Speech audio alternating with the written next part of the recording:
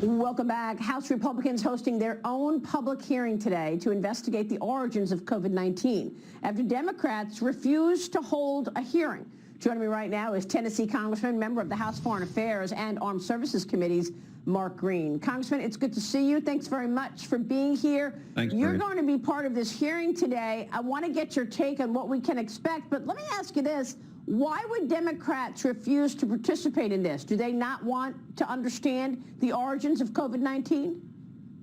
Well, Maria, clearly they don't. We've been after them to do this for over a year now. The Coronavirus Select Committee, which I'm also a member of, I'm the only physician on that committee. We've been asking Chairman Clyburn to investigate the origins, and they refuse. They'll attack an American company that had a spill in its virus line, but they won't attack the Chinese Communist Party for actually hiding all of this, working with the World Health Organization to hide it, and Americans died. I mean, it's horrific, and they won't investigate it. Well, I don't understand this, Congressman. You'll have to explain a little further to us. I mean, we know that the Chinese Communist Party allowed this disease to escape its borders. We know that they tried to cover it up, that they cornered the market for PPE. 4 million people are dead across the world because of this. That's on top of everything else. China just, rammed into Hong Kong last year and just laid down the law. No reaction whatsoever to what the CCP has done to Hong Kong, throwing everybody in jail who pushed back for freedom and democracy.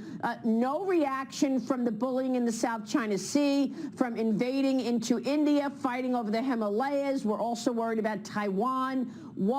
That's on top of the intellectual property theft, the Uyghurs locked up. You'll have to explain further. Why wouldn't the Democrats be interested in holding the CCP accountable?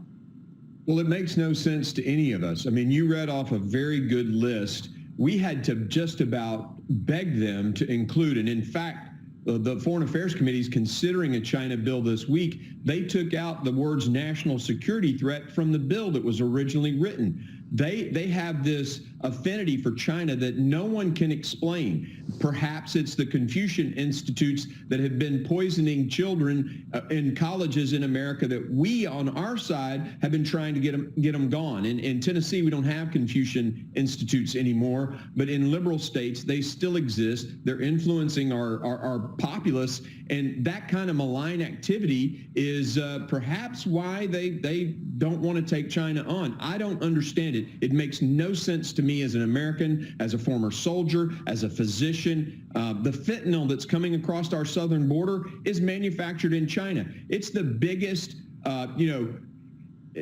state that looks and investigates its people. I mean, they have cameras on every corner, and they can't tell us where the fentanyl's being made. It's ridiculous. Yeah. I want to get to the border in a second, but real quick, I think it's high time to understand who's being paid by the Chinese Communist Party, okay? It is high time to understand who in Congress is being paid and funded by the CCP. Can you give us that answer? Who has taken money from the CCP?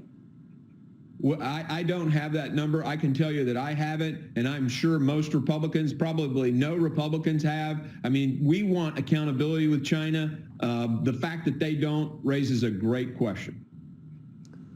All right, let me get back to the border, because now Texas Democrats are trying to block Governor Greg Abbott from using COVID-19 recovery money for the border wall, Congressman. You know this. They're saying it's a misuse of funding. Governor Abbott is also arguing with the Biden administration over his decision to revoke licenses of shelters housing migrant children.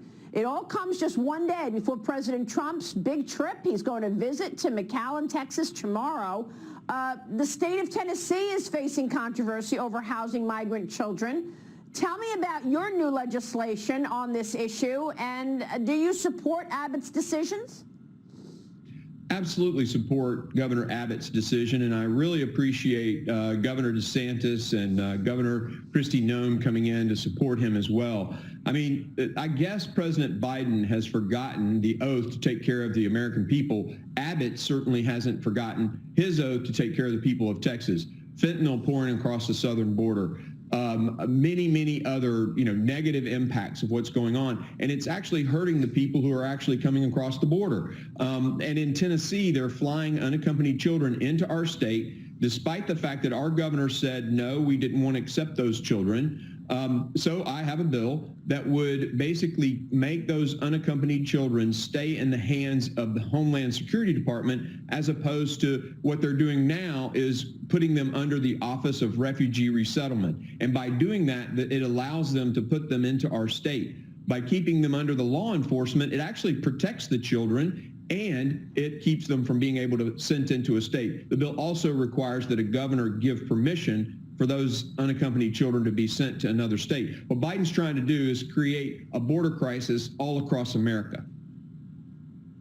Yeah. Did anything get accomplished by the border czar's trip? Not at all. There was a nice camera shot for Kamala Harris, but she didn't even go to where the problem really is. And of course, President Trump is, because he wants the problem fixed. He's going to McAllen. I was just there a few weeks ago. It is a nightmare. 621 young girls in a room built for 33. It's a humanitarian crisis. President Biden is facilitating human trafficking by not doing DNA tests. There are fraudulent families coming across. Cartel members are grabbing children and bringing them across our southern border. It is insane. Yeah. I know, Congressman, I know. We went there as well about a month ago, and 5,000 people a day being delivered to the Texas border from Mexico by the criminal cartels. If you can get your head around that, it's the criminal cartels who are deciding who's coming into America. It's unbelievable. Congressman, it's good to see you. We will keep the spotlight on it.